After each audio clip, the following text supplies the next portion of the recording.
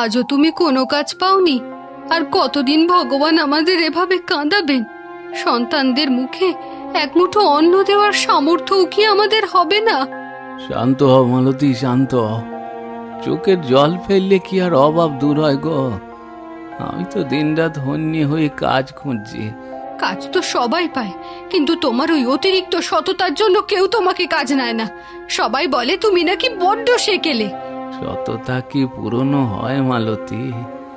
এটা তো মানুষের মেরুদণ্ড। অভাবে পড়ে কি আমি আমার মেরুদণ্ড ভেঙে ফেলবো? মেরুদণ্ড দিয়ে পেট ভরে না। পাশের বাড়ির রামুর বাবা চুরি করে আজ কত সুখে আছে, আর আমরা না খেয়ে মরছি। চুরির অন্যে কোনোদিন সুখ আসে না মালতী, ওটা হলো বিষ। আজ আছে কাল নেই। তবে কি আমরা এভাবেই না খেয়ে মরে যাব? কাল সকালে মেয়েটা যখন খাবার চাইবে তখন আমি কি দেব? বাবজি এখনই একবার কুটারটা নিয়ে বনে যাব। সেখানে বড় শুকনো কাঠ পেলে বাজারে ভালো দামে বিক্রি করতে পারবো। গভীর বনে? শুনেছি গভীর বনে বাঘের উপদ্রব বেড়েছে। তোমার যদি কিছু হয়ে যায় তবে আমাদের কি হবে? কে দেখবে আমাদের? ভয় নেই পাগলি, ভয় নেই। যে কারো ক্ষতি করে না, ভগবান তাকে রক্ষা করেন। তুমি শুধু ধৈর্য ধরো। ধৈর্য ধরতে ধরতে আমার পাথর হয়ে যাওয়ার দশা। তুমি কি সত্যি কিছু আনতে পারবে? চেষ্টা তো করবোই। বনের ফলমূল পেলেও নিয়ে আসবো। তুমি একটু মেয়েটাকে নিয়ে শান্ত থাকো, আর ঘর থেকে কুটারটা এনে দাও। দাঁড়াও, এখনই আনছি।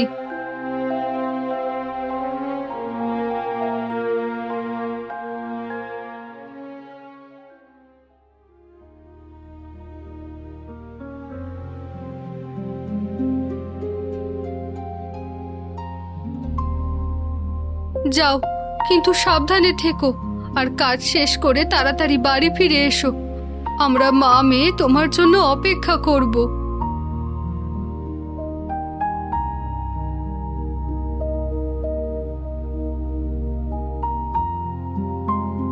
কিরে মালতী, রাস্তার দিকে ওইভাবে তাকিয়ে আছিস কেন?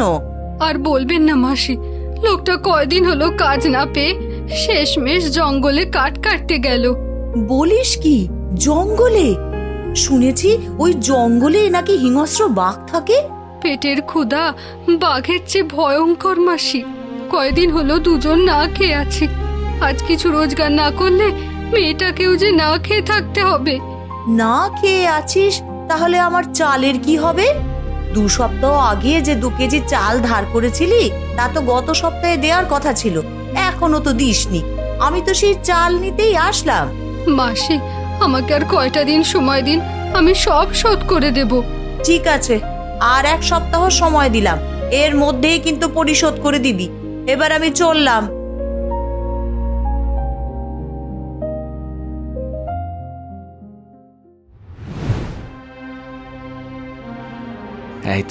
এই তো পেয়েছি। এই মরা কাঠটুকু কেটে নিয়ে গেলি আজকের মতো হয়ে যাবে। আর দেরি না করে কাজ শুরু করে দি।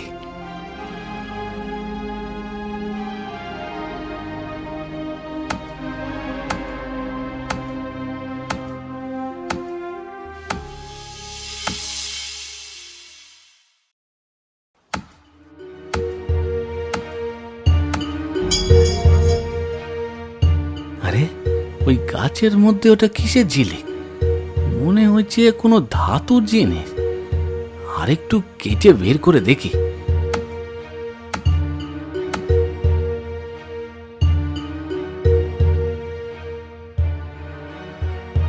ওরে বাপরে, এ তো একটা পিতলের ঘড়া। কত পুরনো হবে কে জানে। একবার ঢাকনাটা খুলে দেখি তো এর মধ্যে কি আছে। আমি কি দেখছি? সোনা, সব মোহর আর হিরে জওহরত। এত সম্পদ তো আমি সারা জীবনে কল্পনাও করতে পারিনি। এটা কি স্বপ্ন, নাকি সত্যিই আমি রাজার মতো ধনী হয়ে গেলাম? মালতী, এখন আর তোমাকে কাঁদতে হবে না মালতী। আমাদের সব অভাব দূর হয়ে যাবে, সব অভাব দূর হয়ে যাবে। কিন্তু এই সম্পদ কি আমার? আমি কি এটা নিতে পারি? না না, এটা নিশ্চয়ই কারো লুকানো ধন। এ অন্যের জিনিস নেওয়া তো পাপ, কিন্তু আমি তো চোর নই, আমি তো এটা কুড়িয়ে পেয়েছি। বনে পাওয়া জিনিসের মালিক তো কুড়িয়ে পাওয়া ব্যক্তি হয়। সেই মাধবজি, লোভ তোকে গেরাস করেছে। এই মোড়গুলো নিয়ে তুই সুখে থাকতে পারবি না। হ্যাঁ, আমি যদি এটা নিয়ে আমি পালাই, তবে আমি বিমল মহাজনের মতো পাপিষ্ট হয়ে যাব। লোভ সামলানোই আসল পরীক্ষা। না না, আমি এটা গ্রাম প্রধানের হাতে তুলে দেব। উনি সিদ্ধান্ত নেবেন এই সম্পদের মালিককে।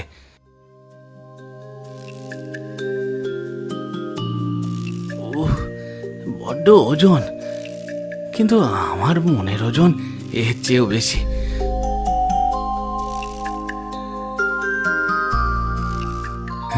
হে ভগবান, আমাকে শক্তি দাও, আমি যেন পথভ্রষ্ট না হই।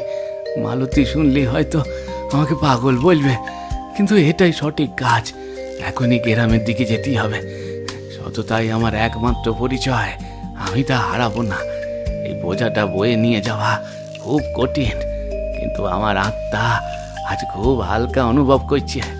চল মাধব, সত্যের পথে দেরি করতে নেই।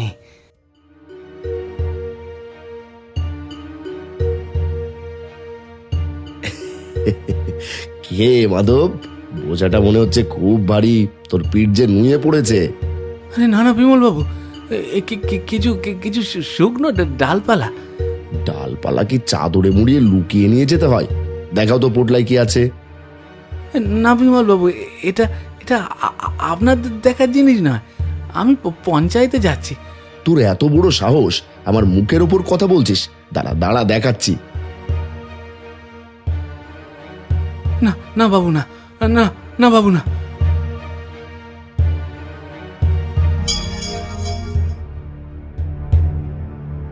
ওরে সর্বনাশ, এ তো মোহর ভর্তি ঘোড়া। তুই এটা কোথা থেকে চুরি করলি বল? আমি চোর নই বিমল বাবু, আমি এটা বনের বটতলায় কুড়ি পেয়েছি। বটতলায়? আরে গাধা, ওটা তো আমার হারানো ঘোড়া। আপনার ঘোড়া? আপনার ঘোড়া বনে থাকবে কেন? মাসখানেক আগে ডাকাতের ভয়ে আমি ওটা ওখানে পুঁতে রেখেছিলাম। ওফ ভগবান, আজ আমায় ফিরিয়ে দিলেন। মিথ্যে কথা বলবেন না বাবু, মিথ্যে কথা বলবেন না। আপনার ঘোড়ায় যদি এত সোনা থাকতো, তবে আপনি গ্রামে এত সুদের কারবার করতেন না। তাছাড়া এই ঘোড়া আমি যেখানে পেয়েছি, সেখানে আপনার মতো মানুষেরা রাখতে পারবে না।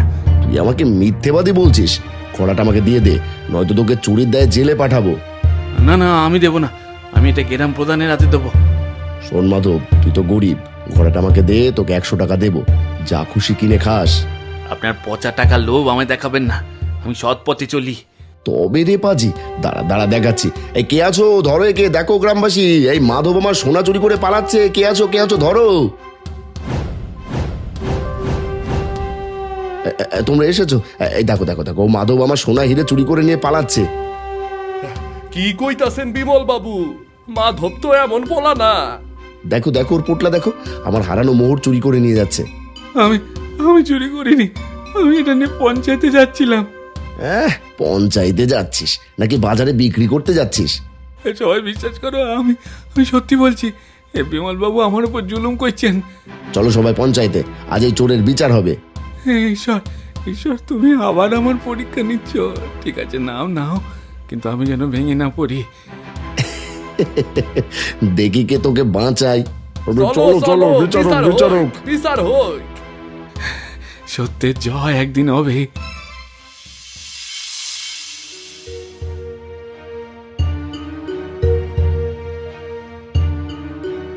বিমল, তুমি অভিযোগ করছো মাধব তোমার সোনা চুরি করেছে?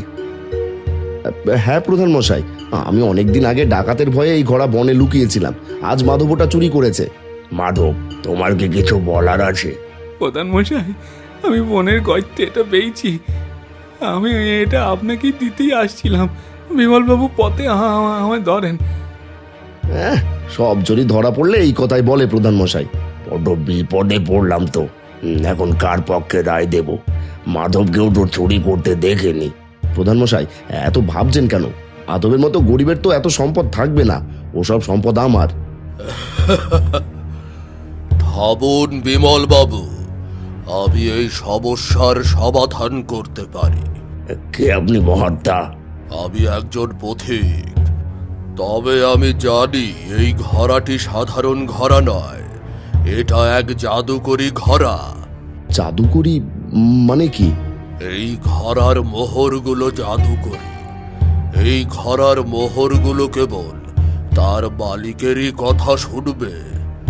মালিক হাত দিলে মোহর বাড়বে, মালিক ছাড়া কোনো চোর হাত দিলে মোহরগুলো বিষাক্ত সাপ হয়ে কামড় দেবে। সাপ? কিন্তু আমি তো আসল মালিক। তবে তো ভয়ের কিছু নেই, হাত দিন। আমি আগে হাত দেব, আমি চোর নই, তাই আমার ভয় নাই। না, ও যদি সাপ বের করে আমার দিকে ছুঁড়ে মারে? বিমল বাবু, কি তবে ভয় পাচ্ছেন নাকি বিমল বাবু? ভয়? না না বাবা, আমি কেন ভয় পাবো? ঘোড়াটা তো আমারই, আমি কেন ভয় পাবো? তবে এগিয়ে আসুন বিমল বাবু, ঘোড়ার মধ্যে যে আপনার সম্পদ তার প্রমাণ দিন। ইয়ে মানে মানে প্রথমে মাধব হাত দিক, তারপর আমি হাত দেব।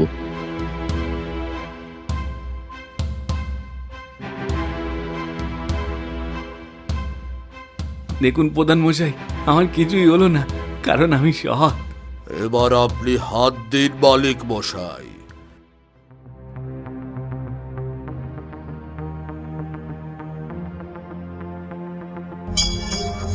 ওরে বাবারে, আমাকে কামড় দিল! সাপ সাপ সাপ, বিষাক্ত সাপ! বিমল বাবু, ঘোড়ায় কোনো সাপ নেই, ওটা ছিল আপনার নিজের পাপের ভয়, আর ভয় পেয়ে আপনি মাটিতে লুটিয়ে পড়েছেন। হুজুর হুজুর, আমি মিথ্যে বলেছি, ওটা মাধবী পেয়েছে, আমাকে বাঁচান। লোভী কোথাকার! তুমি ভয়ের চোটে নিজের অপরাধ স্বীকার করলে। আজ এই সন্ন্যাসী বাবা না আসলে তো একজন সৎ নিরপরাধ মানুষ বিনা অপরাধে শাস্তি পেত। তোমার এই মিথ্যার জন্য তোমাকে কঠিন শাস্তি পেতে হবে। আজ থেকে তোমার অর্ধেক সম্পদের মালিক এই গ্রামের সাধারণ জনগণ।